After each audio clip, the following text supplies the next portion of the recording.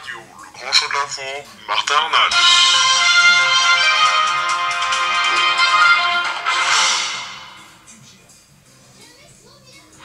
Bonjour à tous et bienvenue, merci d'être avec nous sur bigradio.fr. C'est parti pour le grand show de l'info du lundi 22 avril 2013. Aujourd'hui nous parlons du groupe Darty qui serait effectivement mis en vente.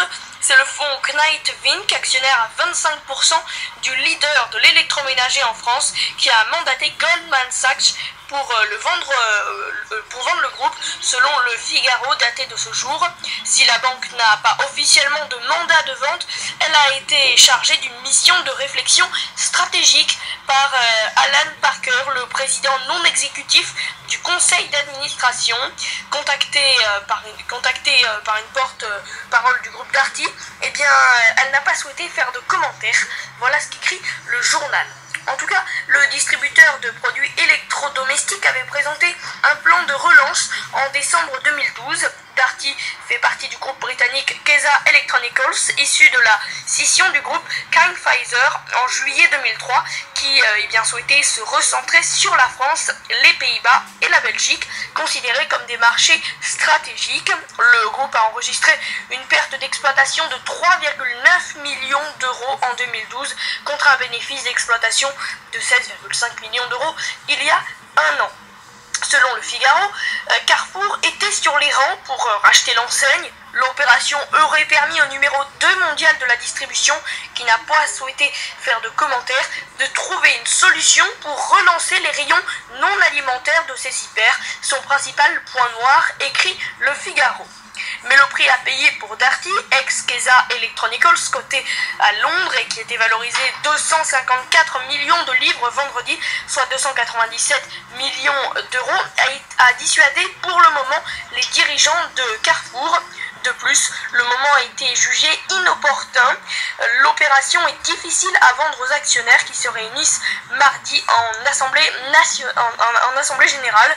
Georges Plassa, le PDG de Carrefour, sent qu'une opération de cette ampleur risque d'être mal perçue par les investisseurs, explique un bon connaisseur du dossier. En tout cas, la plupart des distributeurs et industriels de l'ameublement et de la cuisine qui ont été approchés par des banquiers ont refusé le dossier.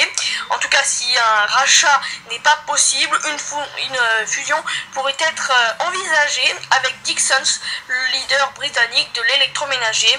Une opération d'autant plus facile à réaliser qu'environ 30% des actionnaires sont communs aux deux groupes. En tout cas, il faut se rappeler que le groupe de distribution Darty avait annoncé jeudi 4 avril la fermeture de ses 43 magasins en Espagne. C'était un pays où il employait quelques 650 personnes.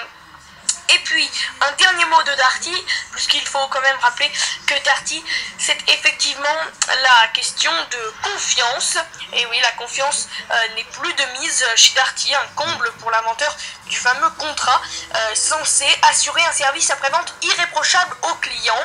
Le distributeur d'électroménager n'a pas de problème avec eux, mais avec son principal actionnaire, donc Knight Vinc, le fonds activiste qui détient un quart du capital.